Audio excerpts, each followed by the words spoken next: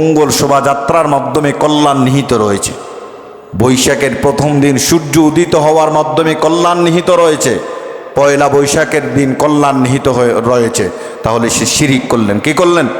শিরিক করলেন। কারণ পয়লা বৈশাখের দিন আমরা অনেক সময় দেখতে পাই মাওরা বাজার বিশাল বড় বড় মাছ ওঠে না?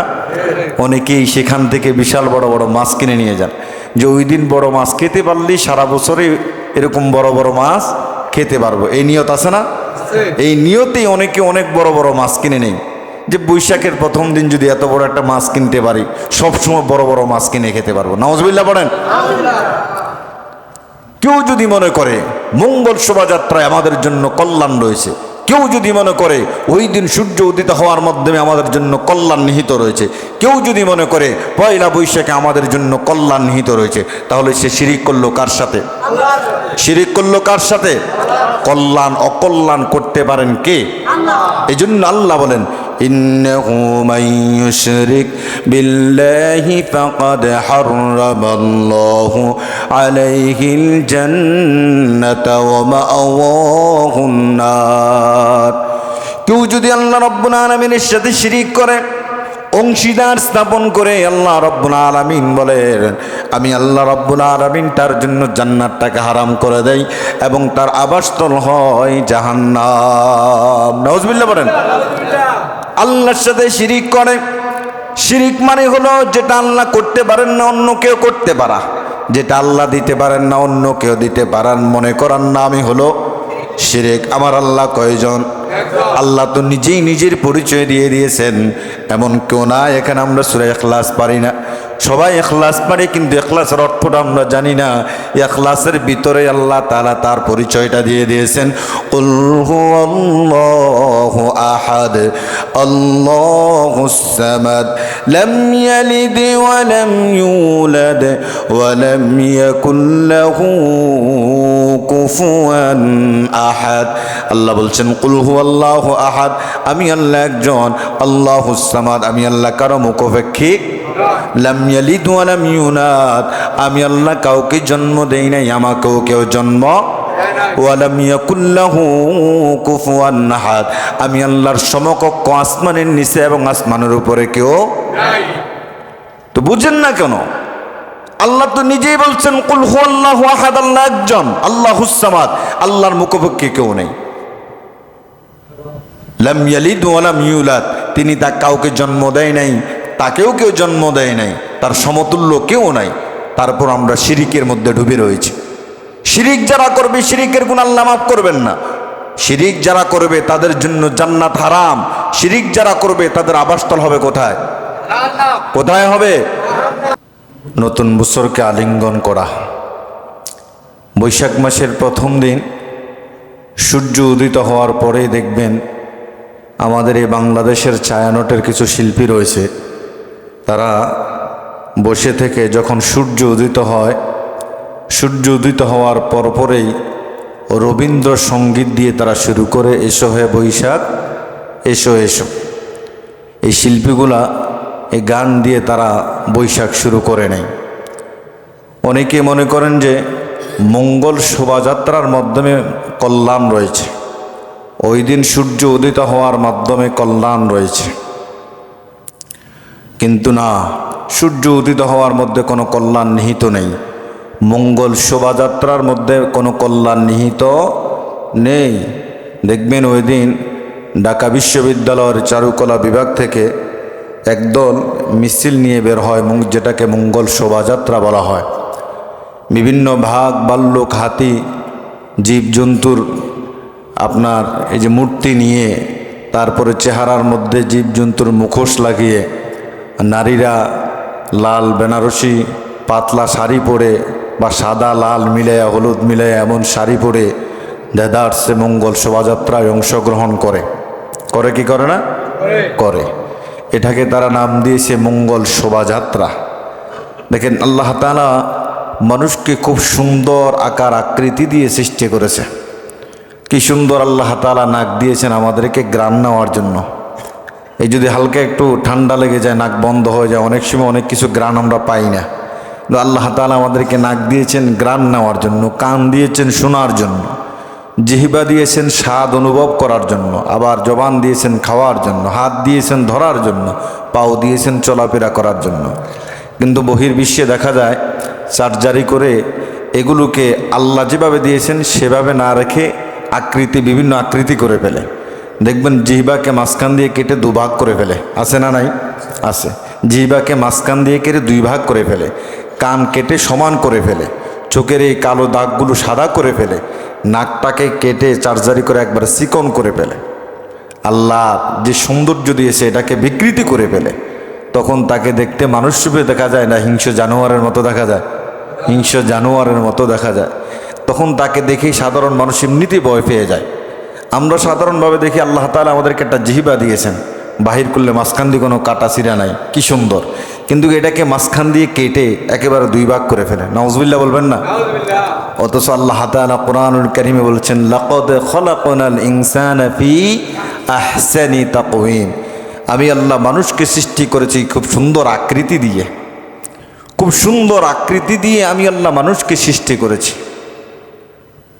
আপনাদেরকে একটা গল্প শোনাই বয়ানের শুরুতে। সেটা হলো তাফসিরে কুরতুবিতে এসেছে আয়াতের ব্যাখ্যায়। খলিফা মনসুরের ঊর্ধ্বতন একজন কর্মকর্তা ছিলেন, নাম ছিলেন ঈসা ইবনে মূসা। নাম কি ছিলেন? ঈসা ইবনে মূসা। তিনি কোনো এক চাঁদনি রাতে স্ত্রীর সাথে বসে বসে গল্প করতেছিলেন। তো বসে বসে যখন গল্প করতেছিলেন তখন স্ত্রীকে বললেন, তুমি যদি চাঁদের চেয়েও সুন্দর না হও তাহলে তোমাকে আমি 3 তালাক দেব। নাউজুবিল্লাহ পড়েন। কি বলল? তুমি যদি চাঁদের চেয়েও সুন্দর না হও তাহলে তোমাকে আমি কয় তালাক দেব? 3 তালাক দেব। বলার সময় কিন্তু বলে ফেলেছেন। এখন একটু পরেই তার মাথার মধ্যে চিন্তা চলে এসেছে, হায় হায় কি বললাম, কি করলাম, কি হয়ে গেল। সারা রাত আর ঘুম আসে নাই। এমন অনেক সময় হয় স্বামী স্ত্রী ঝগড়া লেগে তালাক পর্যন্ত চলে যায়, যায় না?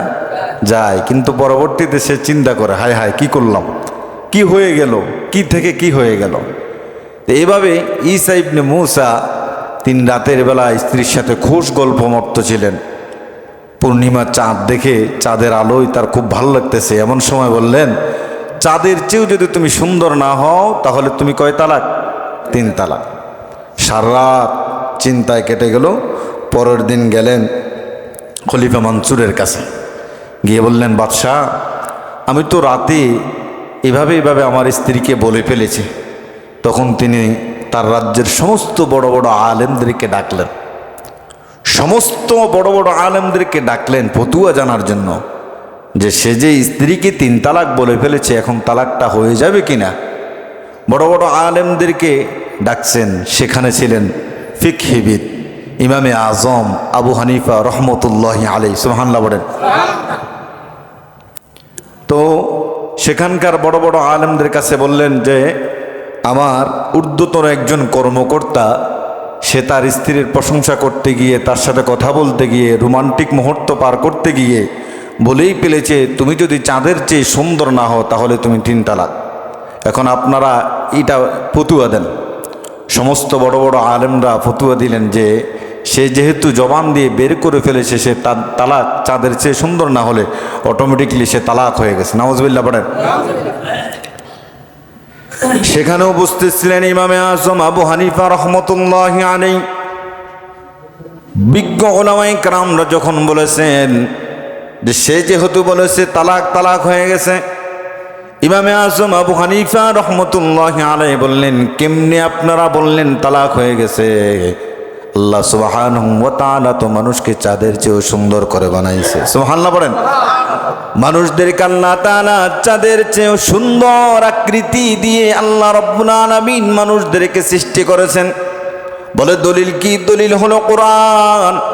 কোরআন খুলেন, সূরা 3 পড়েন, আল্লাহ তাআলা বলছেন, লাকাদ খলাকনাল ইনসানা ফি আহসানি তাকওয়িম। আমি আল্লাহ রাব্বুল আলামিন মানুষকে সৃষ্টি করেছি সুন্দর আকার আকৃতি দিয়ে। এই ভাষ্য অনুযায়ী, আয়াতের ভাষ্য অনুযায়ী সে তালাক হয় নাই, কারণ আল্লাহ রাব্বুল আলামিন মানুষকে সুন্দর আকার আকৃতি দিয়ে চাঁদের চেয়েও সুন্দর করে দুনিয়ার মানুষদেরকে আল্লাহ তাআলা সৃষ্টি করেছে। ইউসুফ নবীর নাম শুনেছেন না? এমন কোনো মানুষ এখানে খুঁজে পাওয়া যায় না। এত সুন্দর করে আল্লাহ তাআলা ইউসুফ নবীকে বানাইছেন। জুলেখা দেখে পাগল হয়ে গেছে, এত সুন্দর মানুষ কিভাবে হয়। আর জুলেখার বান্ধবীরা বলে, জুলেখা, ইউসুফকে দেখে তুমি পাগল হয়ে গেছো, তুমি তো বাদশার স্ত্রী, বাদশার স্ত্রী হয়ে কিভাবে সাধারণ একটা মানুষের প্রেমে পড়ো? জুলেখা বলল, আমি কিভাবে সাধারণ একটা মানুষের প্রেমে পড়েছি দেখে যাও, দেখে যাও। তোমাদেরকে দাওয়াত করা হলো।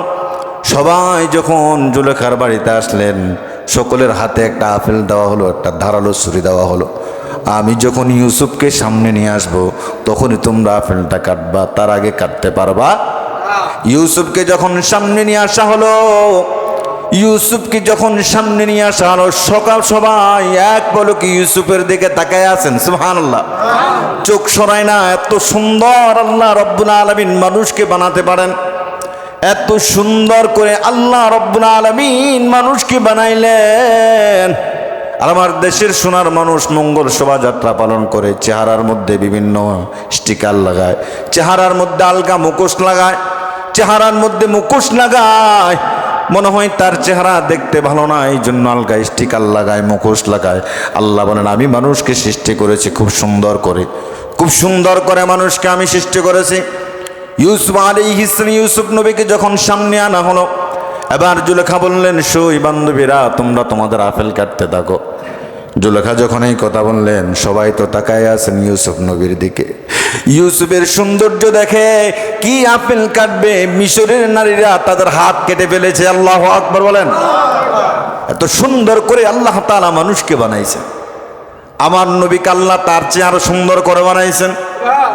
সাহাবায়ে কেরাম বলেন, অনেক দিন খাওয়া নাই, দাওয়া নাই, যখন রসুলের দরবারে এসেছে, আল্লাহ নবীর চেহারার দিকে তাকাইছে, আর আমাদের ক্ষুধা নিবারণ হয়ে গেছে। সুবহানাল্লাহ। আম্মা জান আয়েশা বলেন, আমি ছোট্ট একটা সুই আমার ঘরের ভিতর হারিয়ে ফেলেছি, ছোট্ট একটা সুই আমার ঘরের ভিতর হারিয়ে ফেলেছি। আল্লাহ নবী যখন আমার ঘরের মধ্যে প্রবেশ করলেন, নবীর নুরানি চেহারার আলোয় আমি সেই সুইটা খুঁজে পেয়ে গেছি। সুবহানাল্লাহ। এত সুন্দর করে আল্লাহ রাব্বুল আলামিন বানাইছেন, কি সুন্দর করে বানাইছেন। আর মানুষ সেই চেহারা বিকৃতি করে ফেলে, চেহারা চেঞ্জ করে ফেলে। আল্লাহ সুবহানাহু ওয়া তাআলা এত সুন্দর করে বানাইছেন। এই জন্য কেউ যদি মনে করেন যে মঙ্গল শোভাযাত্রার মাধ্যমে কল্যাণ নিহিত রয়েছে, বৈশাখের প্রথম দিন সূর্য উদিত হওয়ার মাধ্যমে কল্যাণ নিহিত রয়েছে, পয়লা বৈশাখের দিন কল্যাণ নিহিত হয়ে রয়েছে, তাহলে সে শিরিক করলেন। কি করলেন? শিরিক করলেন। কারণ পয়লা বৈশাখের দিন আমরা অনেক সময় দেখতে পাই মাওরা বাজার বিশাল বড় বড় মাছ ওঠে না? অনেকেই সেখান থেকে বিশাল বড় বড় মাছ কিনে নিয়ে যান, যে ওই দিন বড় মাছ খেতে পারলেই সারা বছরে এরকম বড় বড় মাছ খেতে পারবো, এই নিয়ত আছে না? এই নিয়তেই অনেকে অনেক বড় বড় মাছ কিনে নেই, যে বৈশাখের প্রথম দিন যদি এত বড় একটা মাছ কিনতে পারি, সবসময় বড় বড় মাছ কিনে খেতে পারবো। নাউজুবিল্লাহ পড়েন। কেউ যদি মনে করে মঙ্গল শোভাযাত্রায় আমাদের জন্য কল্যাণ রয়েছে, কেউ যদি মনে করে ওই দিন সূর্য উদিত হওয়ার মাধ্যমে আমাদের জন্য কল্যাণ নিহিত রয়েছে, কেউ যদি মনে করে পয়লা বৈশাখে আমাদের জন্য কল্যাণ নিহিত রয়েছে, তাহলে সে শিরিক করলো কার সাথে?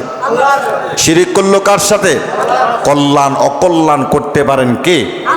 এই জন্য আল্লাহ বলেন, ইন্নাহু মান ইউশরিক বিল্লাহি ফাকাদ হারামাল্লাহু আলাইহিল জান্নাতা ওয়া মাআওয়াহুন নার। কেউ যদি আল্লাহ রাব্বুল আলামিনের সাথে শিরিক করে, অংশীদার স্থাপন করে, আল্লাহ রাব্বুল আলামিন বলেন, আমি আল্লাহ রাব্বুল আলামিন তার জন্য জান্নাতটাকে হারাম করে দেই এবং তার আবাসস্থল হয় জাহান্নাম। নাউজুবিল্লাহ বলেন।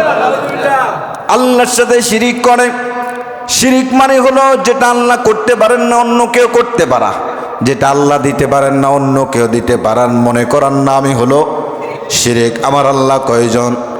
আল্লাহ তো নিজেই নিজের পরিচয় দিয়ে দিয়েছেন। এমন কেউ না এখানে আমরা সূরা ইখলাস পারি না, সবাই ইখলাস পারে, কিন্তু ইখলাসের অর্থটা আমরা জানি না। ইখলাসের ভিতরে আল্লাহ তাআলা তার পরিচয়টা দিয়ে দিয়েছেন, কুল হুয়াল্লাহু আহাদ আল্লাহুস সামাদ লাম ইয়ালিদ ওয়া লাম ইউলাদ ওয়া লাম ইয়াকুল লাহু কুফুয়ান আহাদ। আল্লাহ বলছেন কুল হুয়াল্লাহু আহাদ, আমি আল্লাহ একজন, আল্লাহুস সামাদ, আমি আল্লাহ কারো মুখাপেক্ষী, লাম ইয়ালিদ ওয়া লাম ইউলাদ, আমি আল্লাহ কাউকে জন্ম দেই নাই, আমাকেও কেউ জন্ম, ওয়া লাম ইয়াকুল লাহু কুফুয়ান আহাদ, আমি আল্লাহর সমকক্ষ আসমানের নিচে এবং আসমানের উপরে কেউ নাই। তো বুঝেন না কেন? আল্লাহ তো নিজেই বলছেন কুল হুয়াল্লাহু আহাদ, আল্লাহ একজন, আল্লাহুস সামাদ, আল্লাহর মুখাপেক্ষী কেউ নেই।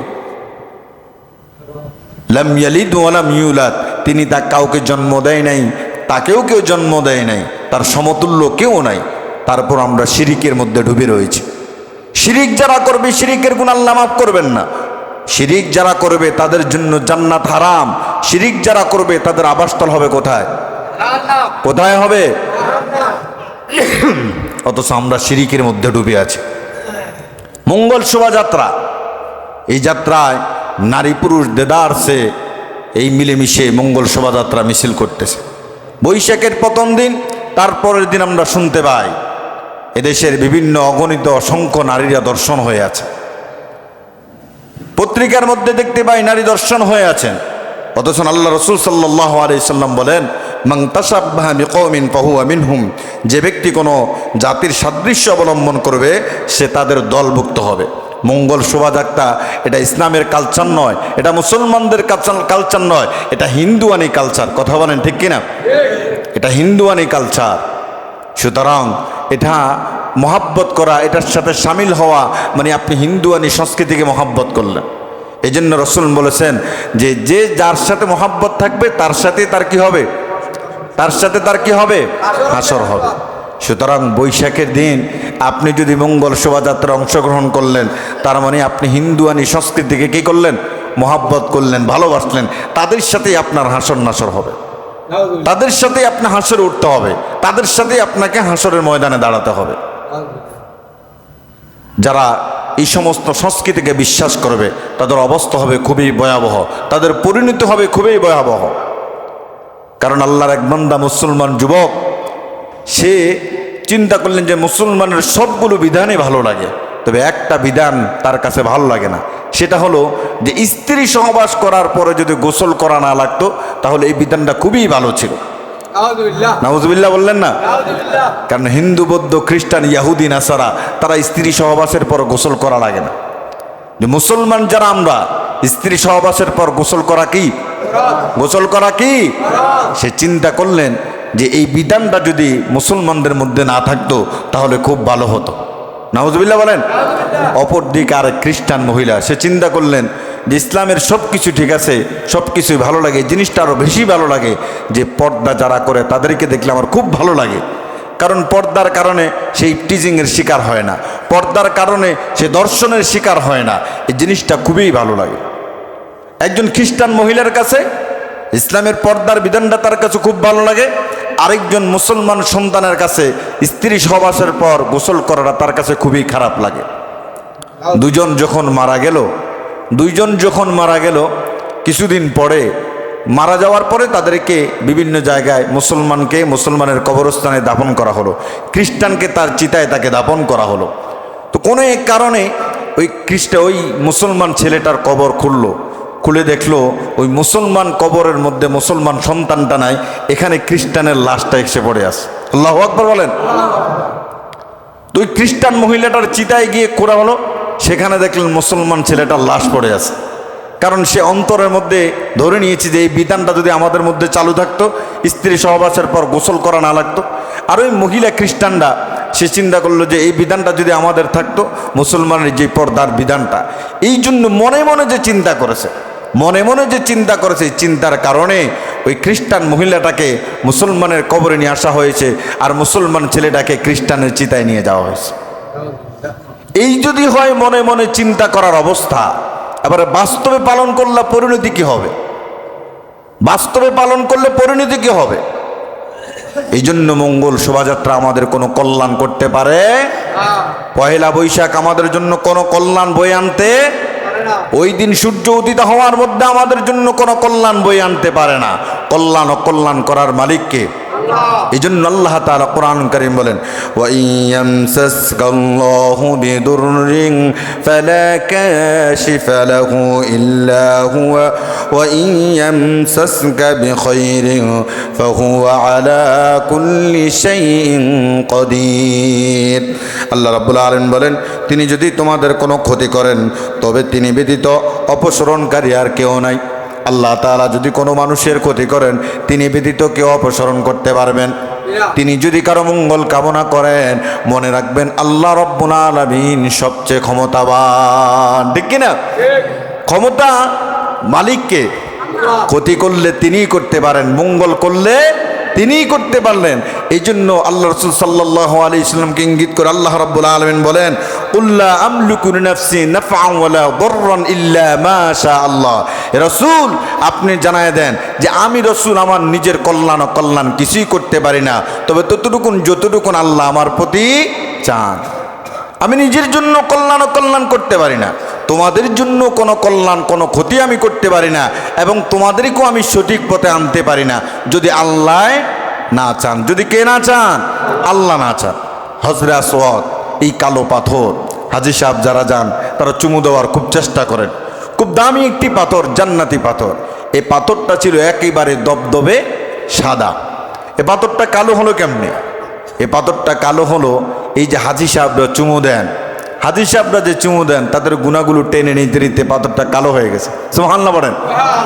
ওমর রাদিয়াল্লাহু তাআলা আনহু এই পাথরটার মধ্যে চুমু দেবেন। ওমর বললেন, পাথর রে, আমি তোমারে চুমু দিতাম না, নবী মুহাম্মদুর রাসূলুল্লাহ সাল্লাল্লাহু আলাইহি ওয়াসাল্লাম চুমু দিয়েছেন, এই জন্য আমি তোমাকে চুমু দিলাম। কারণ তুমি মানুষের কল্যাণ করতে পারো না, অকল্যাণ করতে পারো না, তুমি মানুষের লাভ লস কোনো কিছুই করতে পারো না। রাসূল চুমু দিয়েছেন বিদায় আমি তোমাকে চুমু দিয়েছি। যদি একটা জান্নাতি পাথর জান্নাত থেকে এসেছে, এই পাথরটা যদি মানুষের কোনো ক্ষতিও করতে পারে না, কোনো মঙ্গলও করতে পারে না, তাহলে এটাই যে জান্নাতি পাথরের যদি অবস্থা হয়, তাহলে মঙ্গল শোভাযাত্রা আমার আপনার কি লাভ কি ক্ষতি করবে? কি লাভ আর কি ক্ষতি করবে? পহেলা বৈশাখ বড় মাছ খাইলে যে সারা বছর বড় মাছ খাইতে পারবো, এটার কোনো গ্যারান্টি আছে? এটার কোনো গ্যারান্টি আছে? তারপরে আমরা আরেকটা দিন বাইর করছি যে শনিবার এটা অশুভ দিন, মঙ্গলবার এটা অশুভ দিন, আছে না নাই? এটা হিন্দুয়ানি সংস্কৃতি, হিন্দুদের কালচার। এটা দিন সবগুলো কার? দিন সবগুলো কার? শনিবার যে আল্লাহ সৃষ্টি করেছেন দিয়েছেন, রবিবারও তো সে আল্লাহ দিয়েছেন, তাহলে শনিবারে অমঙ্গল হয়, মঙ্গলবারে অমঙ্গল হয়, এগুলো তো হিন্দুদের সংস্কৃতি, এগুলো তো হিন্দুদের সংস্কৃতি, হিন্দুদের কালচার থেকে এগুলো এসেছে। সারা দিনের মধ্যে তবে একটি সময় আছে যে সময়টা খুব মূল্যবান একটি সময়। এই সময়টা কখন? রাসূল বলেন রাতের শেষ অংশে আল্লাহ রাব্বুল আলামিন প্রথম আসমানে এসে বান্দাদেরকে ডাকেন। ওই সময় যদি আল্লাহকে ডেকে বান্দা আল্লাহকে নিজের করে নিতে পারো, তখনই তুমি দুনিয়াতে এবং আখিরাতে লাভবান। সুবহানাল্লাহ।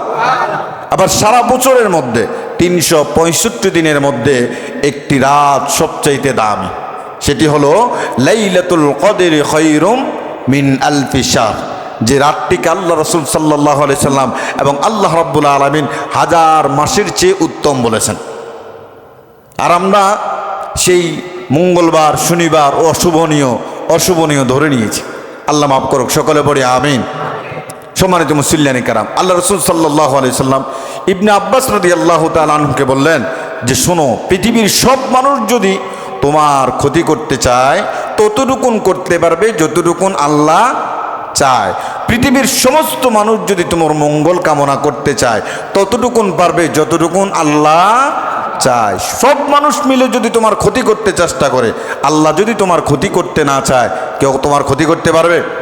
গোসাইপুরের সব মানুষ মিলে একজন মানুষের ক্ষতি করতে চায়, আল্লাহ বললেন আমি আমার বান্দার ক্ষতি হতে দিব না। আপনারা পারবেন ক্ষতি করতে?